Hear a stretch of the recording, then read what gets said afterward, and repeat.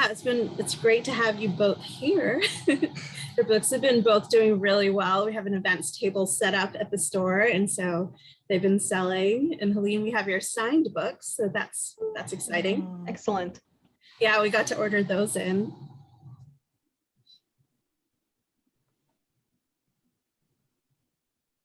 And so welcome to everyone who's streaming in. Just waiting for everyone to get here.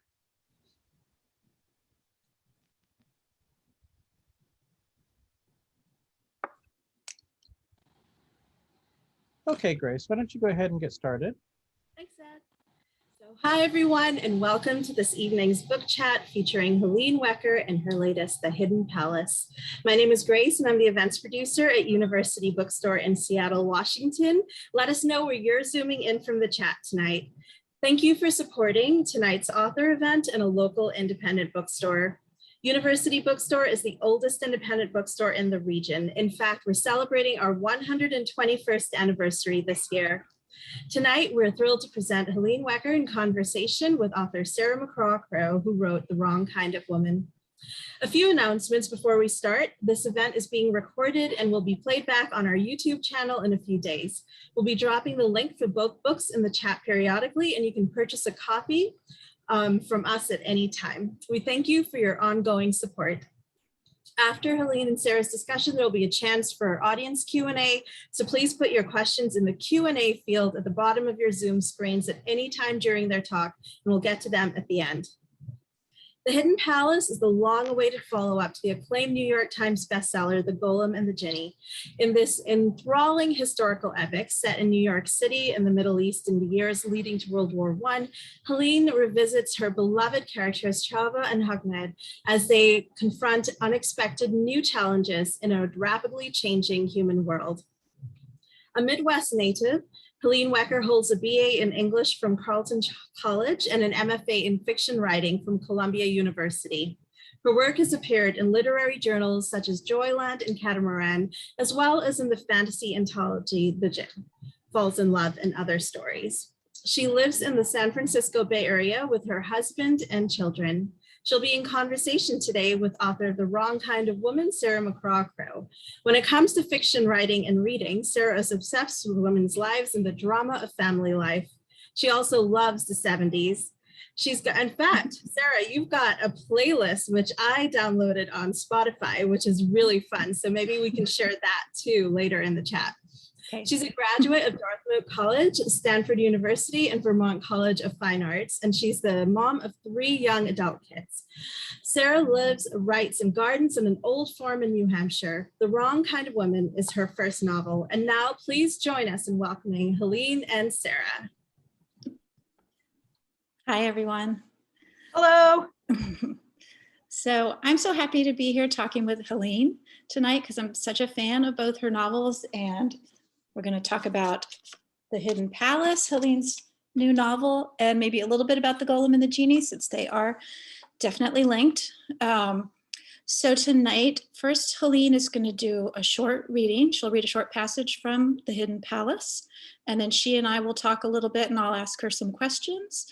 And after that, we can open up to audience questions and talk a little more. So, Helene, why don't you take it away? Well, first of all, hi everyone, and thank you for joining in the Zoom. So I thought that I would start off by sort of giving a very brief recap of what happens in The Golem and the Jinni, or at least the setup for those of you who either, it came out a number of years ago, so maybe details are a little fuzzy if you read it, and if you haven't, they'll be even fuzzier. In The Golem and the Jinni, we meet our 2 main protagonists are Chava, who is a golem, which is a person in Jewish folklore made out of clay, sort of like a Frankenstein's monster sort of figure.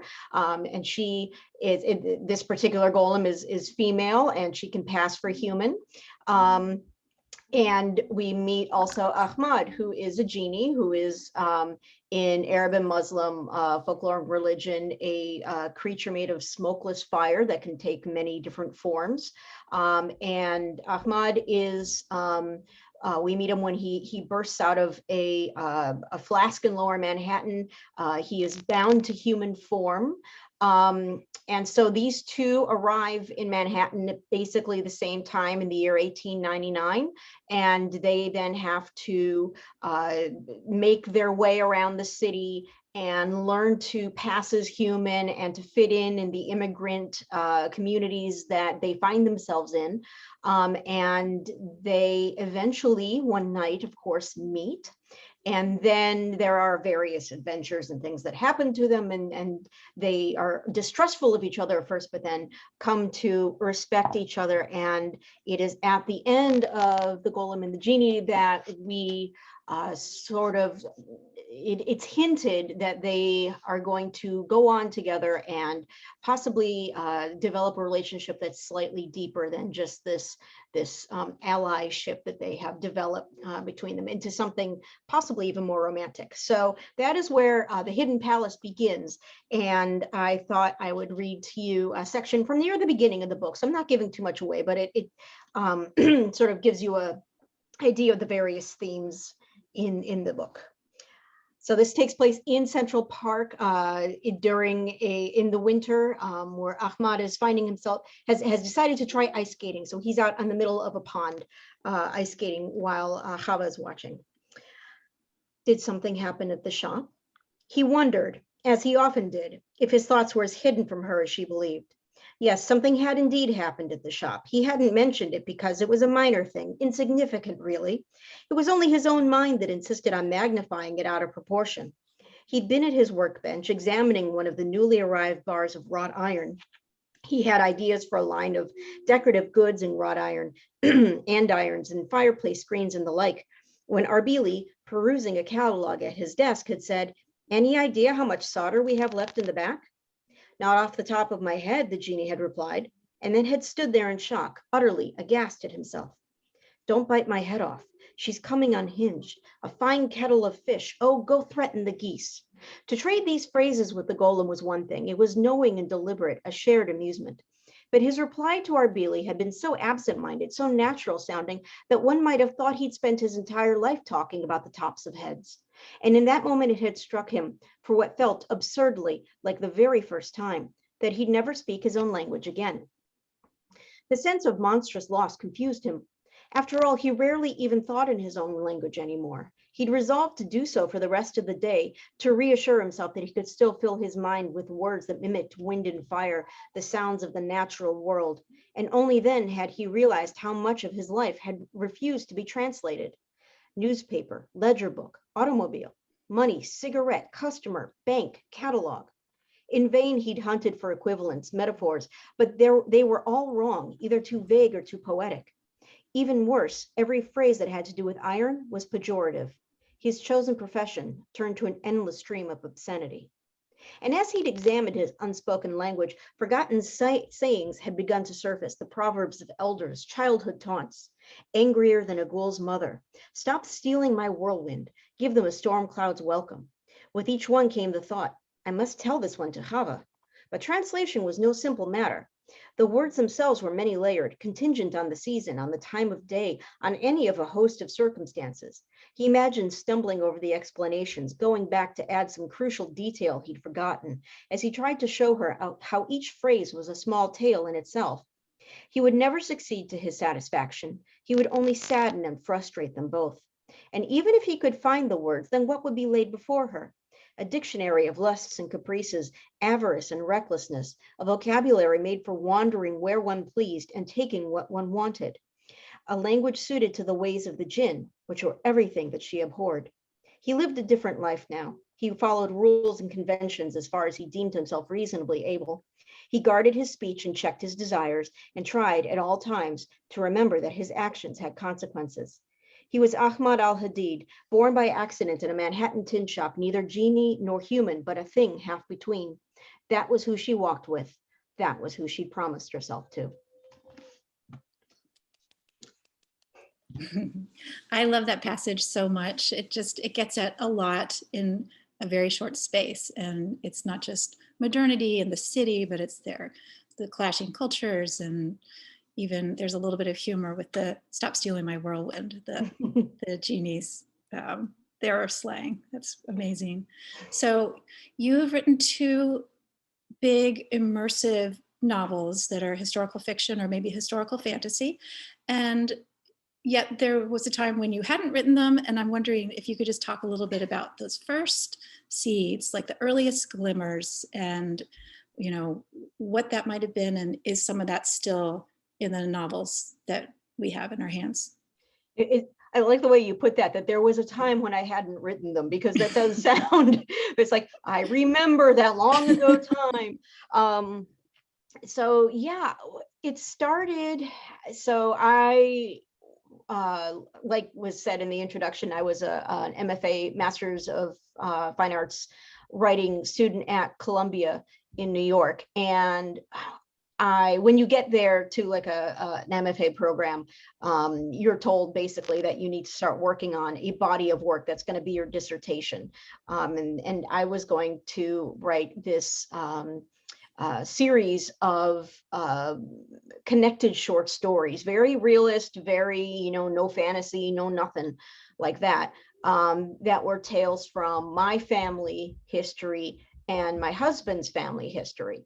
I'm Jewish, he's Arab American, and we've known each other since the early 90s. So it's been, a long time that I've gotten to know his stories and my stories. And there was always this sort of dovetailing that happened around the issues of immigration to the US and being in a non-dominant culture within the US. We grew up like 40 minutes away from each other in suburban Chicago. There was just so much similarity that, stood in like this very interesting counterpoint to what was the story that you usually hear about, Arab Americans and Jewish Americans, which is a history of like this. Mm-hmm. But there was this very American story that had such resonances between our families. And so I was working on these short stories that were, taken from these real life, experiences. But they just weren't working. They kept falling flat. And the comments that I was getting in the workshop around them sort of reflected that. It was like, this is good. But it's not, it could be better, but it's not, exciting us very much. And so, and it's like, oh, no. So what are you going to do with that, right? And so I was talking to a friend of mine about it after a slightly particularly disappointing experience in class, and she basically she said, I'm like complaining about it, and she says, okay, Helene, why are you writing like this? And I said, okay, what? Why am I writing like what? And she said, you are doing the very MFA short story. You're doing, the Carver-esque, family drama. And I know you, and I've been to your apartment. I've seen your books. I know what you read. You are a nerd. You love fantasy and science fiction. That is, you're always talking about the uses of the fantastical in fiction in class. So why aren't you doing that in your own work? And it honestly hadn't occurred to me. And so it was like she just sort of taken my head and just sort of shoved it around. And she said, okay, the next thing I see from you in workshop, it can be about your families, but I want it to be fantastical. And I was like, okay. So I went home and to my apartment, and I sat down and I was like, okay, so what if instead of I had this Jewish girl and this Arab American boy who were like running through these short stories, and you're sort of like, you could tell they're like fated to meet up. What if we take them and we turn them into what I considered like the most emblematic folkloric creatures from each culture? What if we make them a girl golem and a boy genie? And that was it. And then by the end of the day, I'd written like the first dozen or so pages of what would later become the golem and the genie. And I took those pages to class, and they basically, I was told, this is much better, thank you. This is more interesting, and this is something that we want to read, and we want to see more of it. And by the way, you think this is a short story, but we're sorry, this is a novel, and we thought you should know. So, and I was like, no, it isn't. And then it turned out they were right, because it just kept getting longer and longer. And the interesting stuff was in the details. And so I managed to keep those stories of, immigration and assimilation and language and culture and all of that. But the fun thing about having Chava and Ahmad is that you can take all of these themes and just sort of blow them up larger than life and put them, externalize them into these two creatures who aren't just immigrants to New York, they're immigrants to humanity, and they have to learn everything from the ground up. And so, yeah, I have really been able to keep all that because it's just sort of baked into who they are. So Chava and Ahmad were pretty much there from the start. That was those earliest glimmers were right there. And you didn't get pushback from your workshop or from your teachers. They weren't like, oh no, don't do that. There wasn't that kind of pressure. No, and I was really lucky. And part of it was that I was lucky in that Columbia is a big enough program. Like, you go to some places like University of Michigan or Iowa or whatever, and there's like maybe 10 or 15 fiction writers in your class. With Columbia, I think there was like 50 or 60 of us. Oh, wow. And it's just too big of a program for there to be a dominant style. Everyone is doing their own thing, and people are coming from all walks of life, and everyone has different interests. And I think it's become even more so these days, just for MFAs as a whole. But there wasn't the pressure to be like, okay, no, this isn't gonna, this isn't the, what do you want to say, like, this isn't respectable or whatever. Right.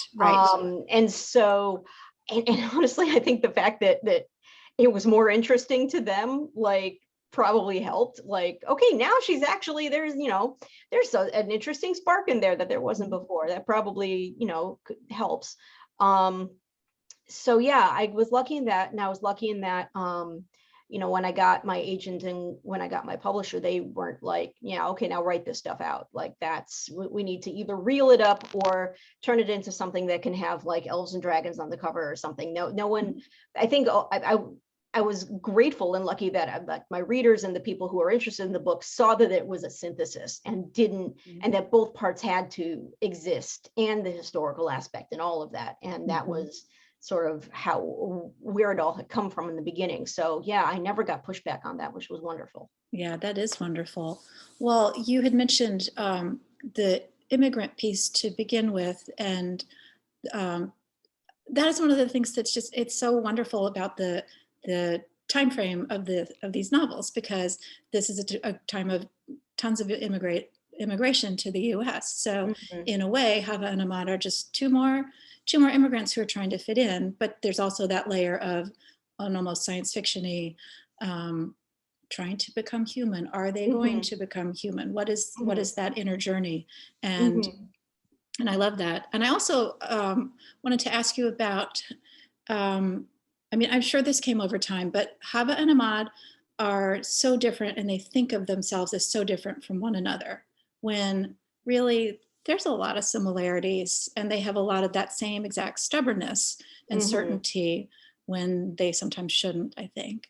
And I was wondering if you could talk a little bit about just how you did go about building those characters. So they were there from the beginning, but obviously you had a lot of work to do over the years. Yeah. And yeah, it took a long time at the beginning once I realized like what I had gotten myself into. And I was like, okay, I really need to build these characters as characters. And I'd never really done that before, because I'd written short stories, but I'd never tried to write a novel before. So I learned pretty fast that it's a lot of trial and error. And that it's especially, like their natures had to define, to a certain extent, their personalities. Chava, there's a certain amount of elementalness between them. Chava is, earth. She's stolid, cautious. And there's, because she is a golem, and the history of golems is one of violence. That is, of all, there are many golem tales out there. All of them contain, the propensity of a golem to turn violent, especially towards its own creators or the people it is meant to protect. And so that had to be in there. Okay, so what does that mean for her personality? Well, maybe that's like the part of her that she fears, because if she is being made to blend with humanity, she can't just be rampaging around all the time. She has to have a certain amount, and she's a character, and you want to be interested in her, and so there is that sort of like Bruce Banner the Hulk sort of aspect to her. And then so that to a certain extent defines her personality, or at least her proclivities and the things that she dwells on or is interested in. And then with Ahmad, it's like, okay, a person made of fire. Well, that in itself is going to suggest a certain, person, a certain amount of passion, arrogance. When you talk about a fiery person, what does that mean? He's sort of a bad boy. He is very interested in women, and very interested in having in pleasure and having his own way. And then it's like, okay, well, how do I make that character interesting? Because that's usually the kind of guy that I avoid. So, let's build in some sensitivity, and let's, what is it that he's missing, that he's longing for? He's been taken from his culture, from his people, by accident, and so now he's like in the middle of the city that it fascinates him, but it is also, he's longing for something familiar. So let's, and what is his journey going to be? How is he going to learn some humility? So I did set them up sort of in opposition to each other in that way, and what that in terms of their personalities. And I don't remember if I did this deliberately or not, but what it meant was that every time they talked, they argued. Like every single discussion, like from the moment they meet, all the way through the first book, all the way through the second book too, it's just argument after argument. And I kind of like that, because it meant that they got to know each other as people, and it's like, their philosophies become like such a part of them, because having to live the lives that they live, it's like all that is out front. How do you deal in this situation with humanity, with hiding, with secrecy?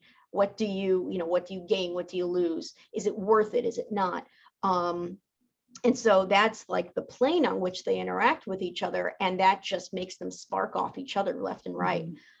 So that by the time it does become more of a, friendship turning to something else in the first book, toward the end, they know each other very, very well. And that was important to me, because I didn't want them to just like fall in bed with each other. I mean, that's fun and all that, but that wasn't the kind of book that I wanted.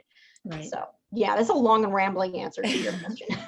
No, it's great, because that's a long process, and you're having their interactions do a lot of work in the novel. It makes it, fun, and there's a lot of heat and energy between them, but it also, as they get to know each other, they each are hiding the other's, most important secret, and they're obviously going to help each other in certain ways as time passes. Yeah. So your books also have a number of secondary characters who are, it's really great to see them. And in The Hidden Palace, some of those secondary characters and younger characters take a turn, sort of getting to drive the story a little bit at certain points. And maybe you could just talk a little bit about those ones, because I know from my own experience, sometimes a character will pop into your head fully formed almost, and then other times, you just go down a wrong detour or whatever. So I'm thinking about like Toby and Sophia and Crindle, and yeah. So Sophia, is a character that we saw first in the first book. And she had a smaller role in that book than she does in The Hidden Palace. I like Sophia a lot. She was never hard to write. I was sort of fascinated by her. She's the daughter of a very, very rich family, basically like the Astors of the Vanderbilts in New York. And so when we meet her in the first book, she's a socialite who is about 19 years old and is sort of resigning herself to this life of parties and marriage and children and like the family legacy that she really doesn't want, but she doesn't know what else to do. And so she ends up being seduced by Ahmad toward in the beginning of the first book, and she, as a result of that, develops this condition where she can't ever be warm again. He's done something to her. I won't go into the details, by accident, where like she's just constantly shivering and it weakens her, and she has to be near a fire all the time. So what I thought for her for this book would be, okay, that gives her, like, she's ill, that puts her, outside sort of normal society to a certain extent. And I just, in the way that chronic illness sometimes does. And so I was like, okay, I'm going to she's going to want to go to the Middle East and find a cure for herself. And so that's what she ends up doing, is she ends up spending a good deal of the book just sort of roaming around the Middle East as a tourist, looking for some cure to what has happened to her. And she encounters a few characters, one in particular who she will bring back with her, and that sets off more of the book. But I loved writing Sophia's her journeys. They were, I think, like the most research I did, like the most single research on a single subject I did for this book was Sophia. Was all the stuff that she did in the Middle East and all the places that she visited, and just trying to get the good details, because she is a tourist, and to a certain extent there is that sort of like surface layer of an experience of a place, but she becomes a very experienced tourist, and so I wanted to make it as deep as I could in that respect. So that was a lot of reading. Toby is a character, also we meet him at the very end of the first book, in which he is an infant, but since this book spans, since The Hidden Palace spans 15 years, from 1900 to 1915, we get to see him become a young man, and he is a Western Union bicycle messenger, which I decided I needed him as a bicycle messenger because I needed someone to like ride around town and like figure out a mystery and connect all these different people and different pieces of information together. And I was like, okay, so who in that time would have the ability to do that? And I knew just enough to know, okay, well, how about a bicycle messenger? Because they rode around everywhere. And so then I started researching Western Union and bicycle messengers, and it was fascinating. And I could learn, like, I wanted to write a whole book of just like bicycle messenger adventures, sort of like Sherlock Holmes, his Baker Street Irregulars, the young kids who like he sent on errands for him. I thought it would be sort of something like that, where it's just like learning New York through their eyes. But he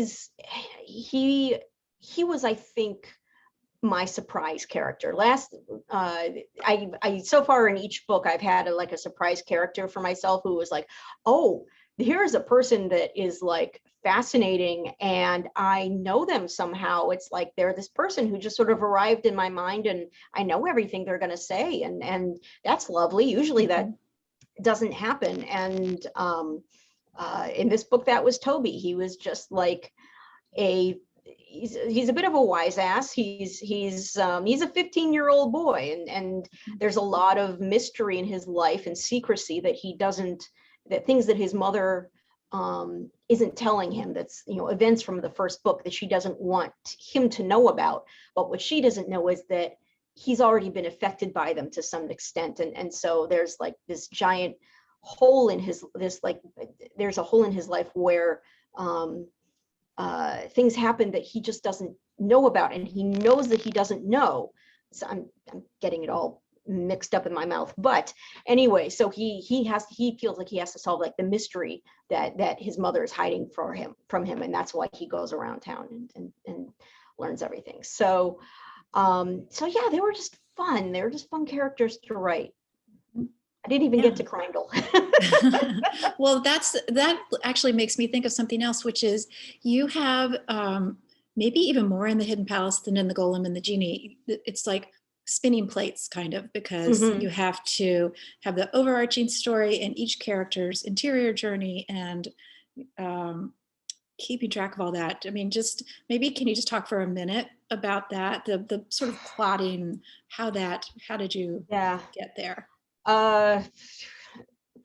Slowly. That's why it took a long time. And a lot of it had to come from just finding the shape of the book first. And, there were so many false starts and so many rabbit holes that I went down, and, dead ends and wrong paths. And so it took like a couple of years to really figure out, okay, this is what the book is about, and this is how long the timeline is. And so that dictates this amount of time in the characters' lives. What are we going to see them over that amount of time? And then you have to have things that propel events that propel the plot forward from one thing to the next. And okay, if you're going to tell 15 years, you can't tell 15 years all from the ground. I knew that I couldn't have it at the same pace as the first book, or else it would be 15 times as long, and that's, no one's going to read that. So how do you compress that time? And so what I decided on was having a number of sort of formative events in the characters' lives that would push the plot forward, that we could compress time between to a certain extent. So like there are a few pages in the section right before I read where basically a few years pass, and I had to figure out how to do like the book equivalent of like in an old movie or a silent movie, when you'd see the calendar on the wall and a wind would come and start blowing the pages away, and this is how you knew the time was passing. And how do you do that? Well, I sort of like, what I came up with was situating it like in the seasons, and I talked about how the seasons would change, and then the city would change, and the rise of different technologies and things that would appear in the city. Like suddenly there are automobiles everywhere, and it's if so I'm like sort of trying to bring the reader along like with the characters from year to year as I go, and then you can slow down and have that conversation in Central Park that sort of marks where they are and how far they've come, and then go on from there and do some more, and and elide a little more and go from there. And there's one event that I created that was a tenement fire that ends up sort of being the springboard for a good deal of the plot that happens in the first like quarter or third of the book, in which a number of characters are affected. And then we sort of go out from them again and follow each thread as they go out from that event. And then a few of them come together again, and a few of them come together again. And that at the end, they all have to come together again. So it becomes a question of like pacing and, knowing the end point, working backwards from there. There's a lot of like reverse engineering that has to happen, where it's like, okay, for them to end up here at the end, that means they have to be here and then here and then here and then here. And if you can sort of bring that together and then form the whole arc of it, then you know what you have to account for and what you have to work with. But that makes it sound a lot easier than it was. It was a lot of banging my head on the desk, and just trying it again and again and again and again until I got it right. Well, it's a lot of doing it. And I think it's a good, I know we always have writers in these book events, and I think it's a good thing to remind other writers that it often is trial and error, and Yeah. it doesn't just like flow out of your pen magically. It's like, try it, see if that works. And Yep. yeah. But that the books have a really beautiful balance of scene and summary, and what you just said as far as compressing time. And that makes me think of the way the narration is sort of omniscient, and it can kind of, dip into one character's head and then out again, and then give you some background about the city or about Syria, or such and such famous archaeologist that Sophia might be interacting with. And I just, that feels so right for this book. And that's another thing I wonder, like, how did you settle on that? Like, did you know from the start, or did that kind of creep in and then all of a sudden, because it's almost 19th century in a way. The tone of the narration. Mm-hmm. It is. It's sort of 19th century. It was sort of a cross between that and what I think of as like the fairy tale voice, which is also like a very high level, like, and then she walked through the woods for 3 days, and on the fourth morning she encountered a hut in the wood, and it's right. That, a distance between the narrative voice and the characters, but at the same time it's flexible enough that you can sort of narrow in and get into their thoughts and then come back out again. And so it feels almost like a camera lens, where you can have like a wide establishing shot, and then you sort of come in on one character and follow them around, and then maybe get a point of view shot from them, and then come back and follow them around. I did that deliberately, but again, it was also a lot of trial and error, especially the language, the tone of the narrative voice. Early attempts were very like, it was like bad Shakespeare. I tend to write really long, complicated sentences because I am trying to get everything. Like, I've got all this, like, especially with the whole research process and everything, it's like, I am trying to tell you everything at once. And so I just write these sentences that have 17 clauses in them. And that's like my first draft. And it's so slow to read these sentences. And then I have to go back and just, delete, cut in half, put a period in there somewhere, Helene, like move information around. A lot of the style really does come in the editing.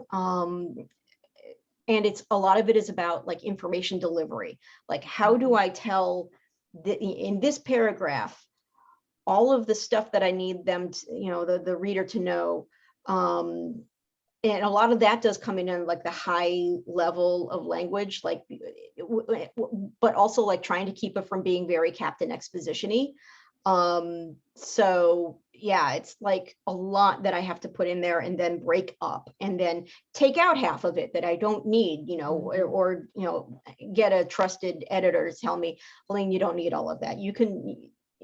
They'll figure it out. I'm like, okay. Yeah. So. Well, it's another balancing act, which is, I think it's amazing.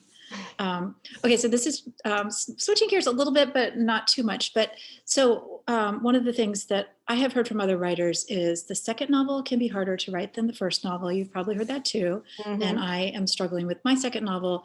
So maybe you can just talk a little bit about any of your struggles with number two, or maybe it was joyous and not a struggle.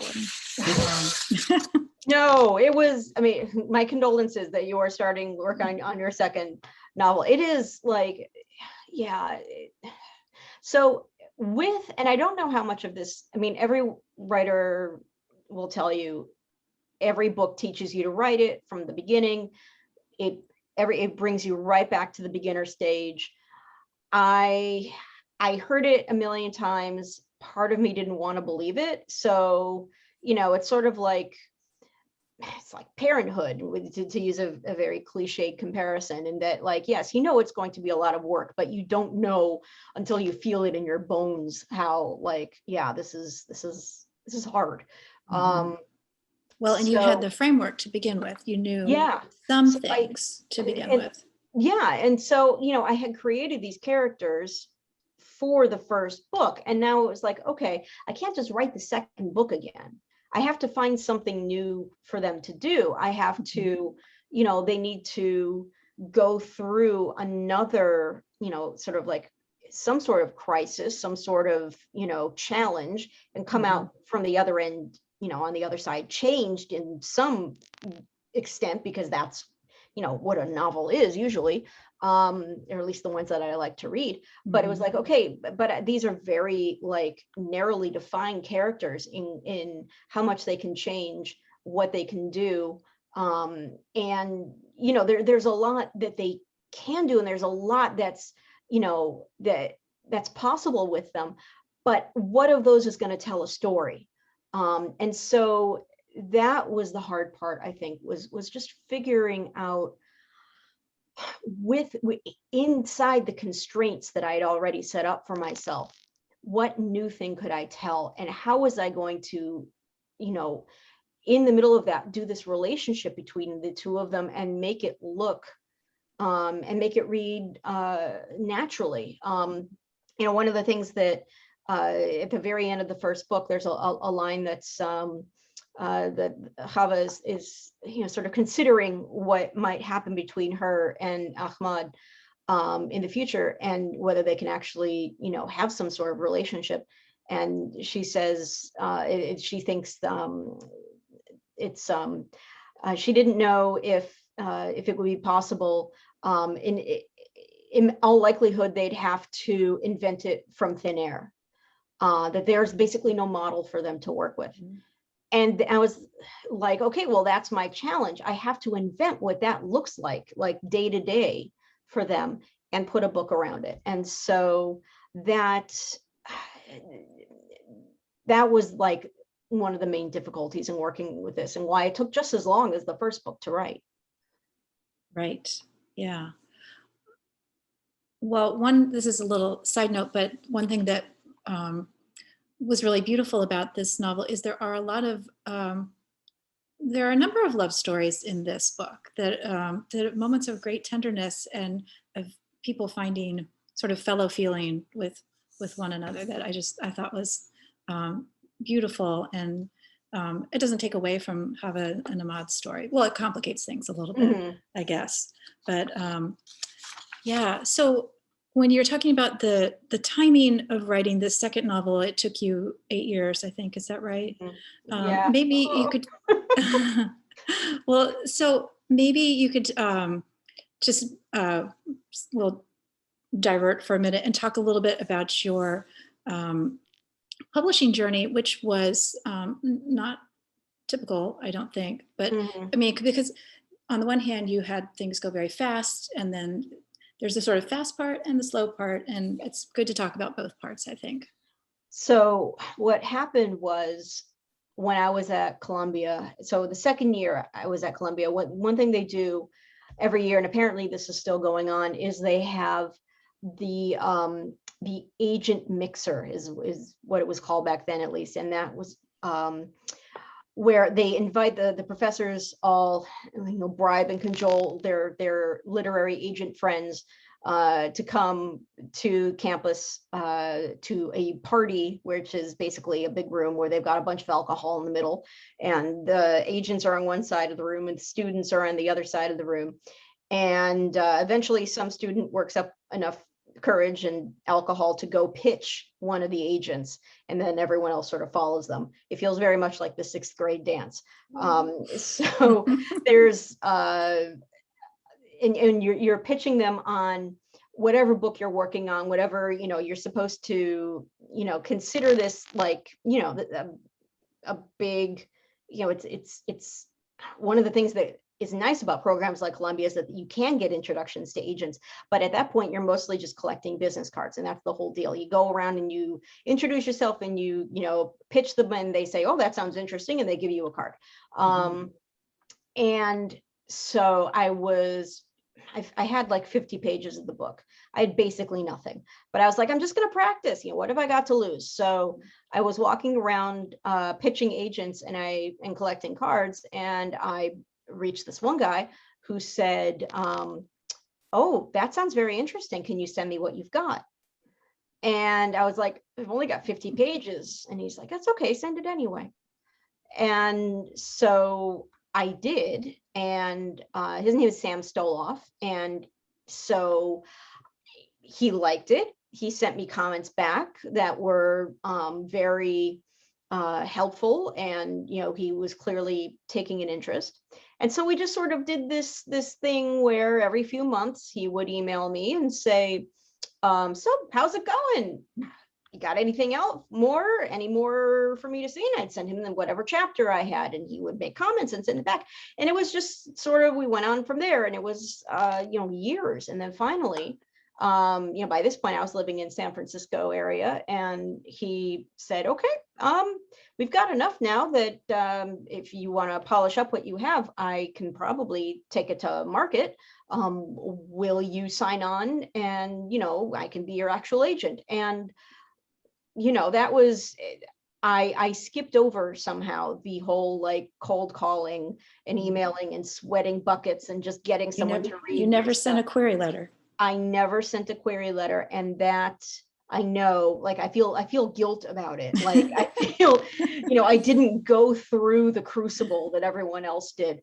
But that was how it happened. And then he talked up the editors that he knew. He told them about the book, and it went to auction, and HarperCollins ended up buying it, and it was only halfway written, and then I had to finish it. And that was a lot. That was a crazy year when I had to finish it, and I also got pregnant around that time, so that was that's a lot. It's a big year in my life. Yeah. So yeah, that was how it happened. And it was, people ask me, so how did you do it? And like, they're going to hang on my answer. And I'm like, I almost don't want to tell you, because it's just not normal. It's not the thing that usually happens. So yeah. And then luckily the first book was enough of a success that that HarperCollins was like, yeah, we want to do this again. And they gave me, we worked out a contract for 2 more books. And so this is the first of those 2 books, which took a lot longer than they wanted and than I wanted, but here we are. Right, which is wonderful. but that also is that other thing of writing, which is it takes as long as it takes. It can be a long process. Yep. Yeah, and that is okay. Okay, so back to the characters for just a minute. Can you just talk about which character is just the closest to your own heart that you maybe hold close? I think it has to be Chava.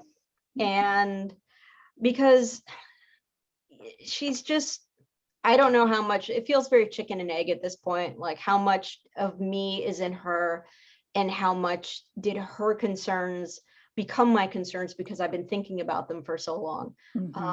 But she is just always trying her best. Whatever she feels that best is at any moment in time. And she is not always right. But that I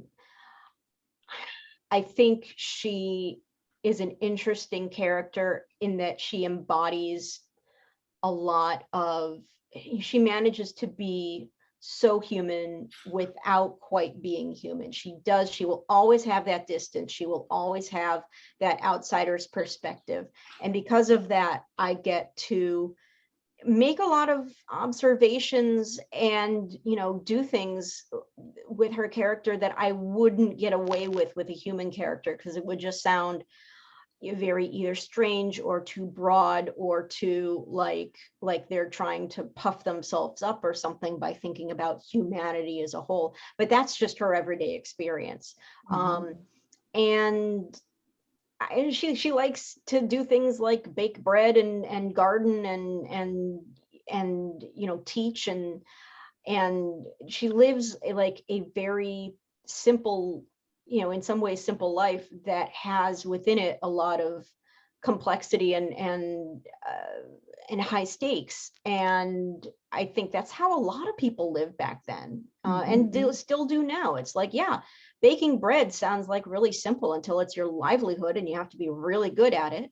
And so she's just going to be the best baker there is, but she has to be quiet about it. And so, yeah, I don't know, she's sort of become, I don't know, a touchstone for me in a number of ways. Yeah. Oh, I love that. That's great. Okay, so I'm going to do just a quick lightning round of a couple more questions, and then we'll take a couple audience questions. So maybe this one isn't so quick, but if you just have like one piece of advice to aspiring writers, what would you say? Okay, this is going to sound completely out of left field, but it isn't. If you're going to be in a relationship with someone, if you're a writer and you're going to be in a relationship with someone, make sure you're in a relationship with someone who appreciates and values your work. It makes insane amount of difference. And I say this as a woman in her mid 40s who has watched a number, been with, writer friends who for years, and I see the difference that it makes in their lives. I see the difference it makes in my life. Have a partner who is committed to equality and will give you that time and value what you are trying to do. It's just huge. Yeah, I love that. Because a lot of times your work is invisible and you may have nothing to show for years and years. So. And the kids are crying and the laundry needs to be done and it's their turn and you're going to write. And that's the deal. And you've agreed to it and they don't guilt you about it. That's important. Yeah, that is important. That's good. I like that. Okay, a couple more lightning round questions. What's a book that you reread over and over that you love to return to? Oh, Gaudy Night by Dorothy Sayers. It's one of the Lord Peter Wimsey mysteries. And it's just a beautiful love story as well as a really good mystery. It's the sort of the culmination of a relationship that has been building in her books for a while between her two main characters. And it talks, oh my God, I'm just now realizing how it's a man and a woman talking about humanity and relationships and what it takes to be, if you can be a couple and not be completely subsumed by each other, if you can have a modern marriage of equals that between a man and a woman, if that's even possible in our society or their society, which was, post World War I England. And so I'm just now realizing there's a lot of talking and arguing in that book too. So, oh my God. Okay. Oh, I love that. So that's my choice. Yeah. Okay. What's a classic that you haven't read, but you either pretend that you've read or you wish you've read or whatever? Oh gosh. Pretending I haven't read it. Oh, something just blew through my mind. Oh, Mice and Men. I read, Steinbeck. I read The Pearl in high school and I hated it. Mm-hmm. And I just avoided Steinbeck. I avoided everything Steinbeck after that. Even like people are like, oh, but you have to read East of Eden. And I'm like, no, I don't want to. It's going to be boring. And I'm sure they're right. I'm sure that now I would totally appreciate it. But I hated The Pearl so much that I just have like this visceral when I see it. So I can't. That's totally fair. And what book or other pursuit got you through the pandemic? Well, gardening. And you're a gardener too, apparently. Mm-hmm. I am okay, a big we'll gardener. have to talk about this offline. Yeah. So I've always wanted to be able to garden, and we were lucky enough to get a house that had for the Bay Area a decent amount of land, which means a yard of any size. And it's only in the last few years that I've been able to even think about gardening because my kids are old enough that they aren't, trying to kill themselves every waking minute. Right. So it was last year, like when the pandemic started, it was like, and things, we're not at the supermarket and things are running out. And I just sort of had that, okay, we have to hunker down and be homesteaders now sort of feeling. And so I just went out and I started digging up and planting things. And it was just something to keep me away from my phone and away from my, reading the news every 30 seconds and the dread. Yeah, exactly. Doom scrolling. So yeah, it really got me outside, it got me moving, and it just made me feel better. Yeah, I feel like that all the time about gardening. It's just meditative and wonderful. So we have a question from Anthony who asks, how did you discover that the novel would take place over 15 years as opposed to 1 or 30? So very good question. I knew that I wanted it to be about assimilation and about the progression of a relationship. And and a number of like those themes that we're just going to that takes time to build, you know. It's you gotta set things in motion and then just be patient and wait for them to, you know, show themselves on the page and in a life. So I knew it was going to be, because of that, I knew it was going to be longer than the first book. I chose 15 years because that brought us up to the early years of World War I. And I wanted it to be, at first I thought it was going to be like it was going to go to like 1917, which is when the US entered the war, that was going to be like the end of the book. And then that was just too long. And you know, because of where historical events fall, it was going to, I had to pull it back a bit to 1915. And so, you know, by the end of the book, you know, the US is still sitting on the sidelines, but it's like you're just watching the war spread across the globe. And there's that feeling of, we're going to be in it at some point. That was, you know, pretty apparent, I think, to a lot of people at that time. So honestly, part of it was just, it has to end at some point, and 1915 was just sort of what I chose. Okay, well, that's good. So we have another question from Stacy who's asking, have you ever thought about what it would be like if Chava and Ahmad's genders were flipped? Oh. Okay, I want to do that now. I kind of have, and I can't believe we've gotten this far without saying. So two of the main new characters in this book are a female genie and a male golem. And so to some extent, I mean, they're not the same. It's not Chava and Ahmad flipped, but it is, there's a golem named Yasala, who is very much the more traditional sort of lumbering, silent, you know, built for defense golem. And there is a genia, female genie, who calls herself Dima, who is very also very fiery and passionate and slightly amoral. And so we do see a little bit of that in this book.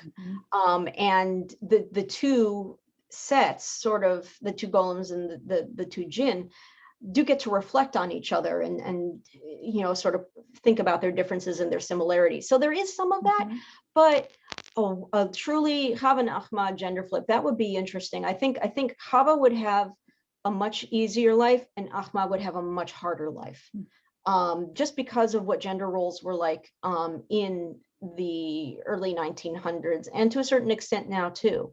That, you know, Chava is happiest when she's moving about, when she's busy. There's a line I cut from, I don't remember if it was this book or the last one, where she wishes she could be a stevedore. Or it was just like hauling crates all day long. That is like, that would be heaven for her, but she can't, because he can't. Right. And Ahmad, you know, he would have Chava's problem, but even worse, he can't roam around at night if you're a woman. And that's like the one thing that makes his life bearable, is that he gets to walk around and see what he wants whenever he wants. And he can do that because he's a guy. Right. So yeah, it would be interesting, but also problematic. Yes. Well, I know we have to wrap things up in a second, but maybe this is a good time for you to just, do you want to talk a tiny bit about your third book? So I do have a third book on my contract, and that means I need to write it. So okay. I would love to make this into a trilogy, basically, and see where that takes us. I think one thing that happened in this book with these two books is that there basically is no, on the timeline, there's no space between them. Hidden Palace picks up immediately where the golem and the genie leaves off. I didn't do that. I didn't mean to do that. I tried not to do that, and it was just, I had to keep like backing up and backing up. And so I would love to, if I can, in this one, have a number of years in between the books, and then just We meet them where they are, whenever that might be, after World War I, maybe even into like the late 20s, early 30s, not sure yet, and see where they are and where their lives have taken them, and what brings them back together, what brings all the characters back together, and go from there. Oh, I love that. Oh, I can't wait to read it. I'm sure Hopefully you can either. Hopefully it won't take another 7 years. I think my family would kill me. So it was rough going. So I think it's on me to make this a faster process if I can. Oh, I think it takes as long as it takes, and just let it unfold, like you said. So at some point I will have to learn how to write more quickly, but yeah. Yeah. So, okay. Well, oh, there's Grace. Well, thank you, Helene and Sarah, for that wonderful discussion. And thank you to our audience today for joining us for an hour of great literature and literary community.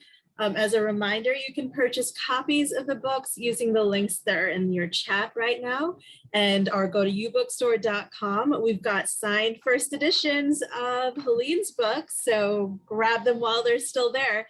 And we've also got Sarah's book there, and I'm telling you, you guys have to read it and check out our Instagram for her Spotify playlist based on that book. So thank you again for spending your time with us today, and a huge thank you to our authors, and we hope to see all of you again at another one of our events soon. Okay. Have a great night, everyone. Thank you. Good night.